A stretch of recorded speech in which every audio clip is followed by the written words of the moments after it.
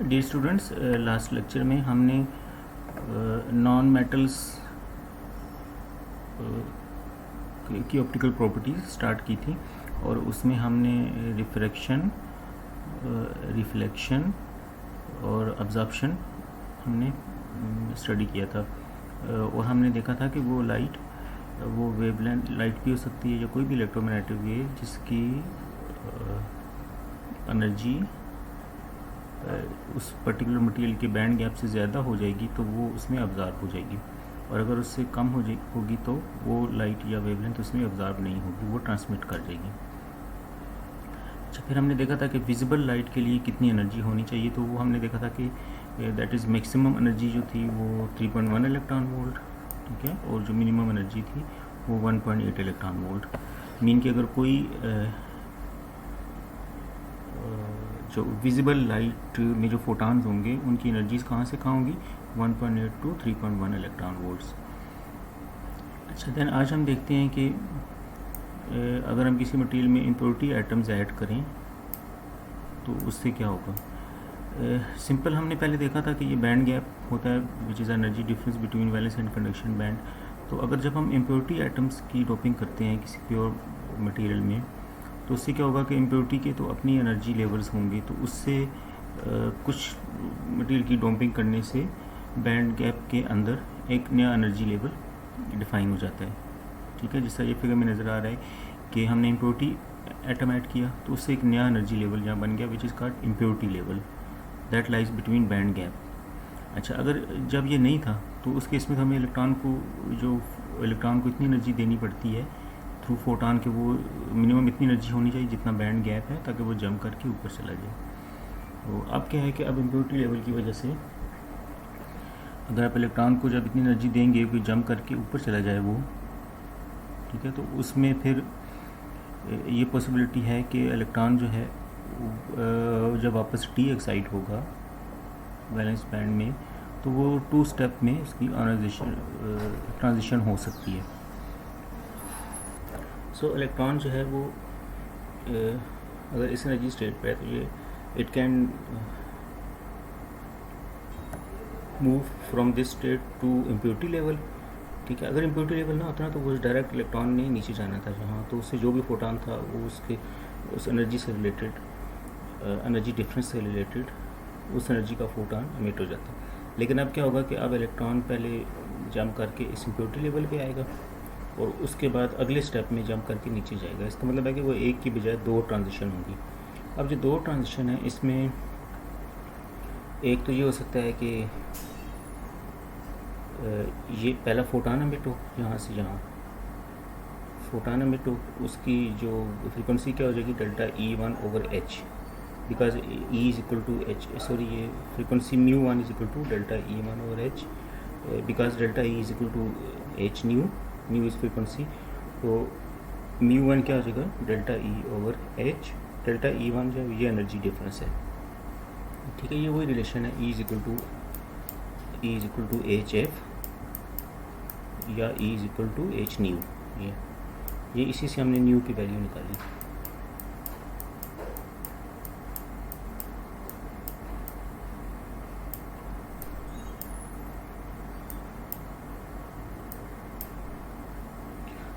अच्छा, अब दूसरा स्टेप में यह है कि इलेक्ट्रॉन जो है, पहला स्टेप क्या था कि इलेक्ट्रॉन जंप करके इधर से इधर आया, नेक्स्ट ये है कि अब वो मूव करके यहाँ से यहाँ है, ये एनर्जी डिफरेंस कितना है यहाँ तक E2 डेल्टा E2। सो इस केस में जो फोटॉन की फ्रीक्वेंसी होगी वो μ2 is equal to delta E2/h, मतलब यहाँ पर ये एनर्जी कौन सी आ गई, ये वाली। तो ये क्या होंगे, 2 फोटॉन एमिट होंगे हैविंग डिफरेंट फ्रीक्वेंसीज, क्लियर। अच्छा, उसके बाद आगे दूसरी पॉसिबिलिटी ये हो सकती है कि इसमें 2 फोटॉन एमिट होने की बजाय एक फोनॉन और एक फोटॉन हो जाए, जैसे ये इस फिगर में शो किया हुआ है कि इलेक्ट्रॉन यहाँ से जंप करके इम्प्योरिटी लेवल पर आता है, तो ये ब्लू कलर में जो एनर्जी नज़र आ रही है ये फोनॉन है, ठीक है। फोनॉन क्या होगा कि ये थर्मल एनर्जी रिलीज़ हो जाएगी, फोटॉन इलेक्ट्रोमैग्नेटिक की बजाय थर्मल एनर्जी की फॉर्म में वो एनर्जी रिलीज़ हो जाएगी। और दूसरे स्टेप में इलेक्ट्रॉन इम्प्योरिटी लेवल से नीचे वैलेंस बैंड में आ सकता है और वो उसकी भी फ्रिक्वेंसी वही होगी E2 is equal to delta E2/h। तो इम्प्योरिटी लेवल से इनके इन जनरली ये 2 तरह की ट्रांजिशंस पॉसिबल होती हैं। अब इससे मटेरियल पे ये फ़र्क पड़ेगा कि अगर तो वो देखें कि पहले अगर ये इम्प्योरिटी लेवल नहीं था, वो प्योर था, तो अब उसका बैंड गैप ज़्यादा था, और इलेक्ट्रॉन जब इस बैंड गैप डिफरेंस जितना फोटान आएगा, इस एनर्जी जितना, फिर वो फोटान अब्जॉर्ब होगा, अदरवाइज़ वो ट्रांसमिट कर देगा। जबकि अब क्या होगा कि अब अगर जितना ये डिफरेंस है डेल्टा E2, अगर इस डिफरेंस का कोई फोटान आता है इसके ऊपर आके इसको हिट करता है, तो ये इलेक्ट्रॉन यहाँ से इम्प्योरिटी लेवल पे चला जाएगा, मीन कि वो फोटान अब्जॉर्ब हो जाएगा। ठीक है ना, मीन कि ये जो एनर्जी डिफरेंस का फोटान है अब अब्जॉर्ब हो जाएगा। इससे पहले जब वो इम्प्योरिटी लेवल, उसमें इम्प्योरिटी नहीं थी, वो प्योर था, तो उस वक्त ये अब्जॉर्ब नहीं हो सकता।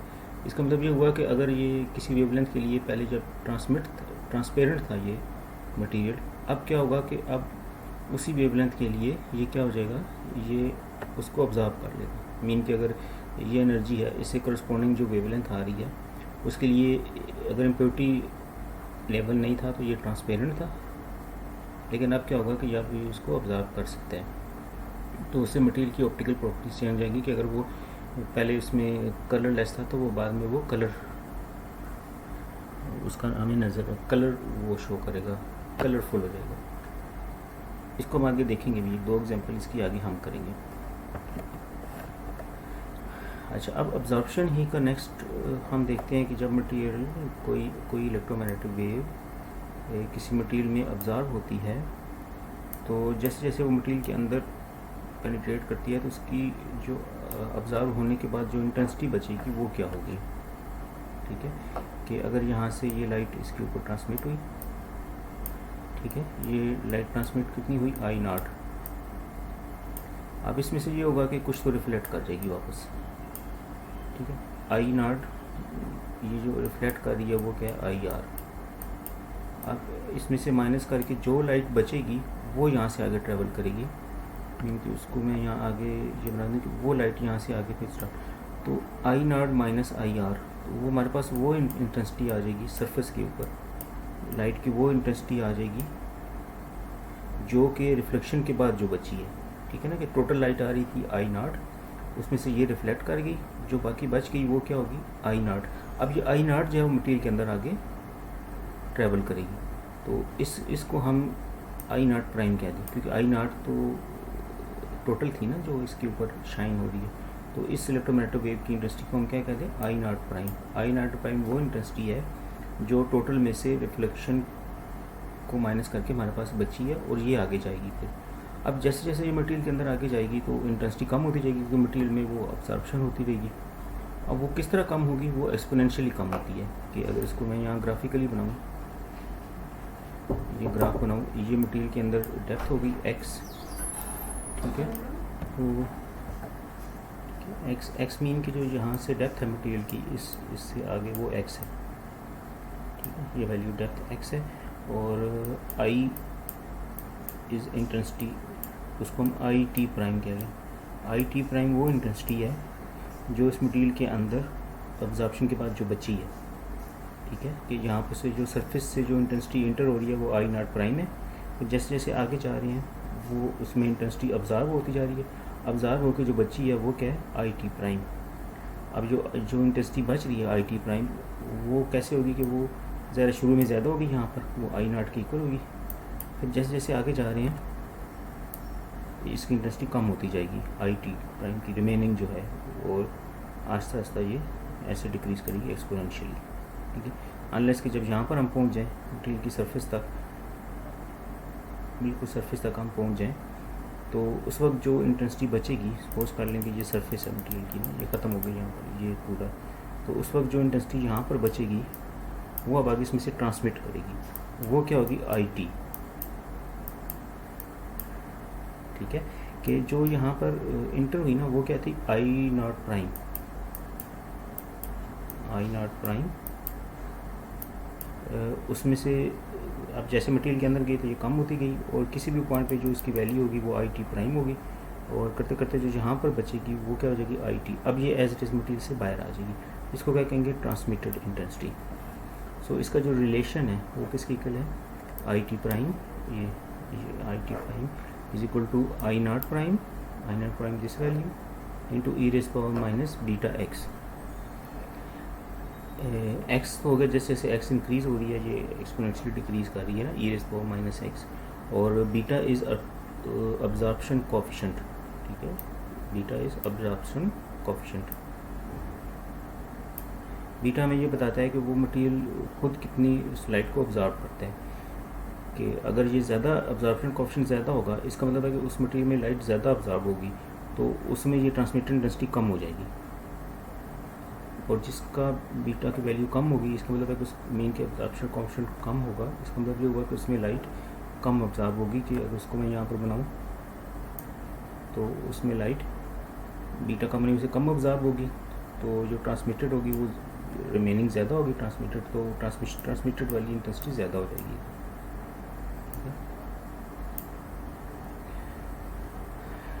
This is small beta, this is large beta. Okay, तो ये हमने देख लिया कि जो मटेरियल के अंदर लाइट ऑब्जर्व होती है वो कैसे, लाइट होने के ऑब्जर्व होने के बाद जो रिमेनिंग इंटेंसिटी है वो कैसे वेरी करती है विद डेप्थ ऑफ मटेरियल। अच्छा, आगे जो है अब ऑब्जर्वेशन का हम ये कंप्लीट कर लिया। नेक्स्ट है ट्रांसमिशन, ठीक है। अच्छा, हमने यहाँ देखा था ना कि यहाँ से जो लाइट नेट बच जाती है वो ट्रांसमिट होती है, वो किसकी इक्वल होगी, उसके लिए हम इस वही सैंपल ले लेते हैं। इसकी लेंथ कितनी है, यहाँ से यहाँ x, इस पर इंटेंसिटी जो इंसिडेंट है वो कितनी है I0। तो जहाँ से रिफ्लेक्ट हो रही है सरफेस से, ज़ाहिर कुछ रिफ्लेक्ट हो जाती है, बाकी फिर इसमें अंदर ऑब्जर्व होती है, तो जो रिफ्लेक्टेड है वो इक्वल है IR is equal to I0R। ये ऑलरेडी हम कर चुके हैं। R इज़ रिफ्लेक्टिविटी, कि वो सरफेस कितना रिफ्लेक्ट करती है मटेरियल लाइट को।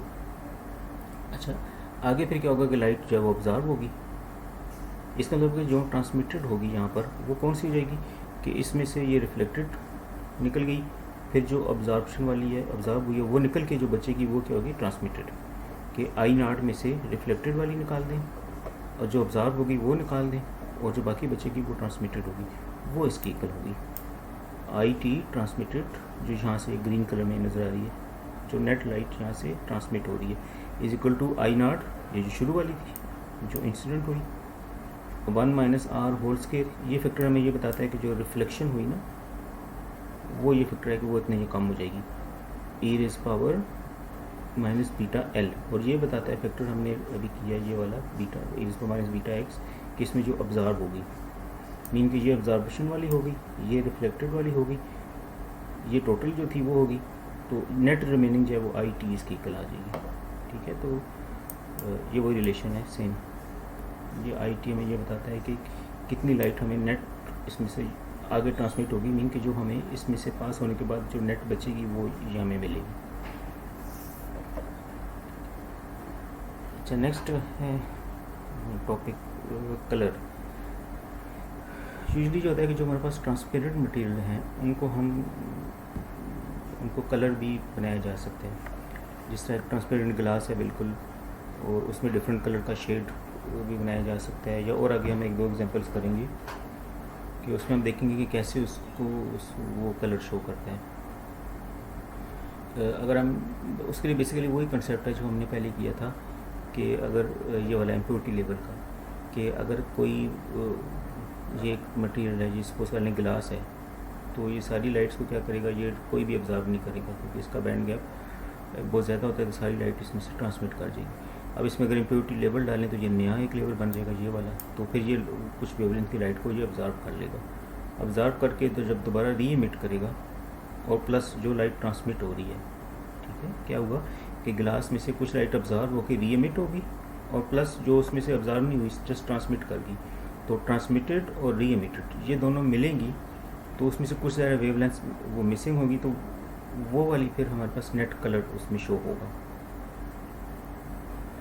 जैसे ये ग्रीन ग्लास है कि इसमें ये क्या करेगा, ये ग्रीन कलर की वेवलेंथ जो कि अबाउट 0.5-0.6 के बीच में होती है, तो ये ग्रीन कलर की वेवलेंथ को ये क्या ऑब्जर्व कर ले।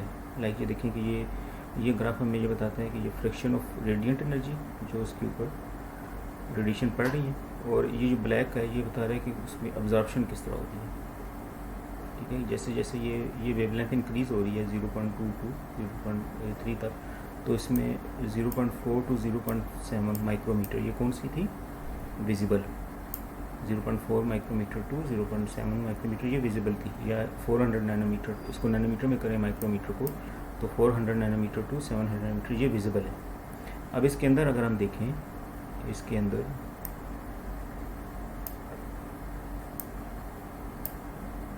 ठीक है, तो ये ट्रांसमिटेड विजिबल जो नज़र आ रही है वो ये है कि ये इसमें ये वाली पोर्शन जी क्या है, अब्जॉर्ब हो रहा है, अगर इसमें इम्प्योरिटी हमने डाली हुई है।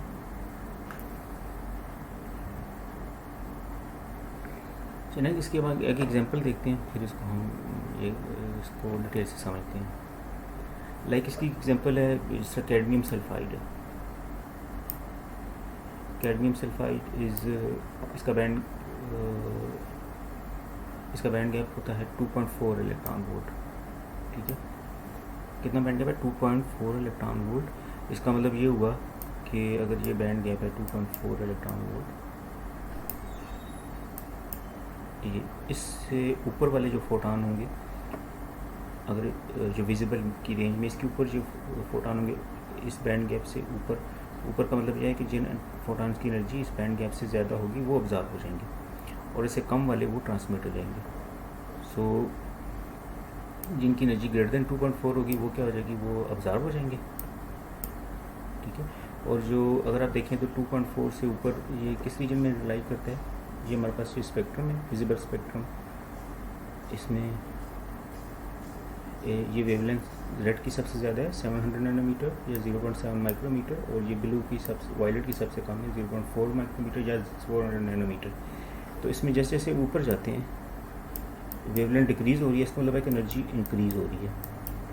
तो ये एनर्जी हमने देखी थी क्या थी, 1.8 इलेक्ट्रॉन वोल्ट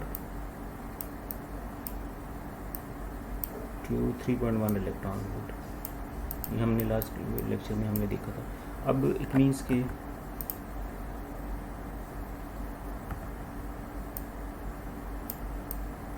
जो हमारे पास इसका बैंड गैप कितना है 2.4 इलेक्ट्रॉन वोल्ट, तो 2.4 यहाँ कहीं लाइक करेगा समवेयर। इसका मतलब ये हुआ कि इससे ऊपर जो फोटॉन आ रहे हैं, ये वाले जो फोटॉन होंगे विजिबल के, वो जब इसके ऊपर सपोज करना सारी लाइट पड़ रही है वाइट लाइट, तो ये वाले जो फोटॉन होंगे जिनका एनर्जी 2.4 से ज़्यादा वो इसमें ऑब्जॉर्ब हो जाएंगे।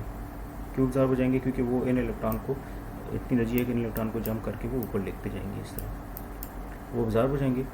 और जिन फोटॉन की एनर्जी 2.4 से कम है, वो ज़रा इस बैंड गैप से कम एनर्जी है, तो वो इलेक्ट्रॉन को ऊपर एक्साइट नहीं कर सकते, तो वो सीधा इसमें से ट्रांसमिट कर जाएंगे। सो जो नॉन ऑब्जॉर्ब विजिबल लाइट होगी वो कौन सी होगी, फिर वो इस रीजन में, नीचे वाले रीजन में लाइक करेंगी, क्योंकि ये ऊपर वाले तो ऑब्जॉर्ब हो जाएंगे। इसलिए जो नेट, और उसमें से कुछ रीएमिट भी जो होते हैं, ऑब्जॉर्ब होके दोबारा रीएमिट भी होते हैं, तो वो सब में होता है कि वो डिफरेंट वेवलेंथ में रीएमिट होते हैं। तो नेट क्या होगा कि जो एमिटेड और ये जहाँ से ट्रांसमिट हुई, ट्रांसमिशन ये वाली हुई ज़्यादा, ये मिल के तो जो नेट कलर बनता है कैडमियम सल्फाइड का, वो that is like yellow orange colour, इनका मिक्सचर। ठीक है, जो कि आपको ये फिगर में नज़र आ रहा है, ये येलो ऑरेंज कलर, ये एक मिक्सचर है इसका। तो कैडमियम सल्फाइड का ये कलर हमें नज़र आता है।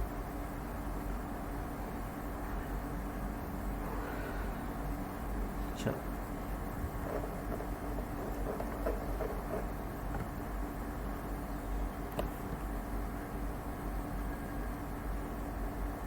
तो सो ये हमने देख लिया कि कैडमियम सल्फाइड का हमें ये कलर नज़र आएगा, और उसकी क्या रीज़न है वो उसको मैं थोड़ा सा एक्सप्लेन कर लिया। अच्छा, दूसरी एग्जांपल है, अगर हम देखें कि सिंगल क्रिस्टल एल्युमिनियम ऑक्साइड, ठीक है, single crystal aluminium oxide Al2O3, ये इसको सफ़ायर भी कहते हैं, सफ़ायर। ये बेसिकली क्या है, Al2O3 सिंगल क्रिस्टल, ये ट्रांसपेरेंट होता है, मतलब इट इज़ अ कलरलेस, इसका कोई कलर नहीं है, जैसा ग्लास टाइप, ये ग्लास की तरह। अब इसमें ये करेंगे, इसमें अगर हम क्रोमियम ऑक्साइड ऐड कर दें, तकरीबन 0.5 to 2% क्रोमियम ऑक्साइड इसमें ऐड कर दें। अब क्रोमियम ऑक्साइड में क्या होगा कि जो हमारे पास सफ़ायर था वो क्या था, एल्युमिनियम ऑक्साइड Al2O3। अब इसमें क्रोमियम जो होगा Cr2 वो एल्युमिनियम को रिप्लेस करेगा, एल्युमिनियम आयन। एल्यूमिनियम आयन क्या है, एल्यूमिनियम 3+ उसकी वैलेंसी, और क्रोमियम की क्या है Cr3+। तो क्रोमियम 3+ रिप्लेसेस एल्यूमिनियम 3+। तो ज़रा इसी परसेंटेज के हिसाब से वो एटम्स रिप्लेस हो जाएंगे। तो इसका मतलब है आप इसमें नया इम्प्योरिटी लेवल बन जाएगा, जो कि हमने लास्ट अभी थोड़ी देर पहले देखा है। तो जो पहले ये ट्रांसपेरेंट था एल्यूमिनियम ऑक्साइड, वो क्या होगा कि अब वो ट्रांसपेरेंट नहीं होगा, बल्कि उसका एक कलर शो करेगा, यही सफ़ायर ये कलर शो करेगा। और वो जो नया मटेरियल बनता है उस दैट्स कॉल्ड रूबी, RUBY, और इसका क्या कलर है, ब्रिलियंट रेड कलर है इसका। ठीक है, बेसिकली मैं फिर रिपीट कर देता हूँ कि हमारे पास एल्यूमिनियम ऑक्साइड है और सफ़ायर जिसको कहते हैं वो ट्रांसपेरेंट है, कलरलेस है। जब इसमें हम क्रोमियम ऑक्साइड ऐड कर दें तकरीबन 0.5 to 2%, तो उससे वो ट्रांसपेरेंट की बजाय उसका कलर क्या हो जाएगा, रेड कलर वो शो करेगा। वो जो नया मटेरियल बनता है उसको क्या नाम देते हैं, रूबी। ठीक है, अब इसमें अगर इसका हम स्पेक्ट्रम देखें, रूबी का हम ट्रांसमिशन हम देखें, ट्रांसमिशन स्पेक्ट्रम क्या है कि इसमें y एक्सिस पे ट्रांसमिटेंस और x एक्सिस पे वेवलेंथ। ये हम मटेरियल की जब ऑप्टिकल प्रॉपर्टीज़ को स्टडी करते हैं तो उसमें ये देखते हैं उसका ना ग्राफ के उसकी वो कौन कौन सी वेवलेंथ को वो ट्रांसमिट करता है, कितने % ट्रांसमिट करता है, कितने % ऑब्जॉर्व करता है, इस तरह। तो एक ट्रांसमिटेंस का ग्राफ आ जाता है वेवलेंथ के साथ, उसमें करते जाएंगे, उस पर डिफरेंट वेवलेंथ शाइन करते हैं। मतलब ये इस केस में 0.3 से 1 माइक्रोमीटर की वेवलेंथ इसके ऊपर शाइन की, फिर वो दूसरी तरफ डिटेक्टर होता है, वो फिर डिटेक्ट करता है कि कितनी उसमें से ट्रांसमिट होके आ गई। और इसी तरीके से ऑब्जॉर्प्शन का ग्राफ होता है कि कितनी उसने कितने % ऑब्जॉर्प्शन की, और इसी तरीके से रिफ्लेक्शन का भी ग्राफ होता है। रिफ्लेक्शन स्पेक्ट्रम में ये होता है कि उसी मटेरियल पे देखते हैं कि वो कितने % लाइट को रिफ्लेक्ट करते हैं। तो ऑप्टिकल प्रॉपर्टीज़ को स्टडी करने के लिए ये 3 तरह के ग्राफ्स आ जाते हैं, ऑब्जॉर्प्शन, रिफ्लेक्शन, ट्रांसमिशन। और ये तीनों हम देखते हैं कि वेवलेंथ के साथ कितने %, मतलब कौन सी वेवलेंथ को मटेरियल कितने % ऑब्जॉर्व करता है, कितने % रिफ्लेक्ट करता है, कितने % ट्रांसमिट करता है। जैसे अगर आप इस ग्राफ में देखें तो जिस तरह अगर ये रूबी की एग्जांपल लें तो इसमें देखें ये ट्रांसमिटर्स है ना, तो ये जो वेवलेंथ है 0.3 से 0.35 तक देखें अगर आप इस रेंज में, तो ये मैक्सिमम 75% क्या हो रही ट्रांसमिट हो रही है। मतलब ये इसमें से रूबी की है, ये फिगर जो नज़र आ रही है ये रूबी मटेरियल है। तो इसमें से इधर से जो लाइट आ रही है फिर इधर से कहीं से होती होती यहाँ से क्या हुई, ट्रांसमिट हुई। तो जहाँ ट्रांसमिट हुई है वो अगर इस वेवलेंथ की थी वो कितनी है, 75% ऑलमोस्ट। फिर जैसे वेवलेंथ बड़ी वेवलेंथ ले लें तो उसमें ट्रांसमिशन कम हो रही है। लाइक देखें कि ये जो वेवलेंथ है 0.42 ऑलमोस्ट, ये इसकी ट्रांसमिशन बहुत कम है, अबाउट ये 75% से कम होके 41-42% पर आ गई। इसका मतलब है कि ये वाली वेवलेंथ इसके अंदर क्या होगी, ऑब्जॉर्व हो गई। ठीक है, ये यहाँ पर अबाउट 0.4 माइक्रोमीटर ये ऑब्जॉर्व हो गई। ठीक है, अब उससे वेवलेंथ बढ़ाते जाएं तो वो फिर ट्रांसमिशन ज़्यादा होनी शुरू हो जाएगी। ये वाली ज़्यादा ट्रांसमिट हुई, फिर ये वाली फिर ऑब्जॉर्व हुई 0.6 माइक्रोमीटर वाली या 600 नैनोमीटर वाली, फिर आगे ये ट्रांसमिशन ज़्यादा हो गई है। इसका मतलब है कि ये जो रूबी है ये इन दोनों वेवलेंथ्स को ज़्यादा ऑब्जॉर्व कर रहे हैं, तो ये तो ऑब्जॉर्व हो जाएंगी। ठीक है, ऑब्जॉर्व होके जब ये रीएमिट होंगी तो ये वाली रीएमिशन वाली और प्लस जो ट्रांसमिट इसके अंदर हो रही है, ये वाली जो ट्रांसमिट हो रही है सारी ये मिल के ये सारी वेवलेंथ जो हमारे पास नेट बनेगा उसका ये कलर शो होगा, रेड कलर शो होगा। ठीक है, जो ऑब्जॉर्व हो रही है ये 0.4 है। 0.4 किस में लाइक कर रहा है, ऑलमोस्ट वायलेट ब्लू रीजन में ना, इस रीजन वाली क्या हो रही है, ऑब्जॉर्व हो रही है। उसके बाद और कौन सी ऑब्जॉर्व हो रही है, 0.6 वो इस रीजन में है, ऑरेंज। ठीक है, तो एक कौन सी ऑब्जॉर्व हो रही है, ब्लू वायलेट रीजन, और 0.6 वाली कौन सी है, येलो ग्रीन रीजन, ये वाली ऑब्जॉर्व हो गई। ये ऑब्जॉर्व होके जब दोबारा रीएमिट होंगी और प्लस ट्रांसमिटेड दोनों मिलेंगी तो नेट हमें ये इसका ये रेड कलर शो होगा। ठीक है, जबकि ये जो रूबी था ये प्योर फॉर्म इसकी क्या थी, अगर ये रूबी हमने बनाया कैसे था, इसमें क्रोमियम ऑक्साइड की ऐड किया था और ओरिजिनल क्या था, एल्यूमिनियम ऑक्साइड या सफ़ायर। तो जो ओरिजिनल प्योर था सफ़ायर, उसका स्पेक्ट्रम क्या होता है, वो ये ब्लैक कलर में नज़र आ रही है। उसमें देखें आप कि ट्रांसमिशन आलमोस्ट क्या सेम है, थोड़ी सी यहाँ स्लाइटली कम होती है, बाकी क्या है आलमोस्ट जो है वो ट्रांसमिशन इतना कम नहीं हो रही।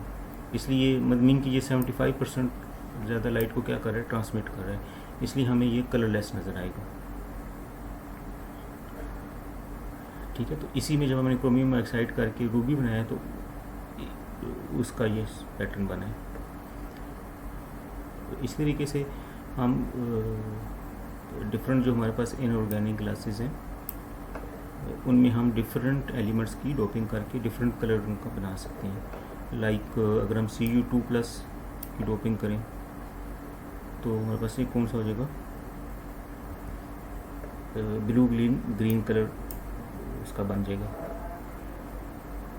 फिर कोबाल्ट की डोपिंग करें तो ब्लू वायलेट, इस तरीके से मैंगनीज की डोपिंग करें पर्पल एंड सो ऑन। ये डिफरेंट एग्जांपल दी हुई है।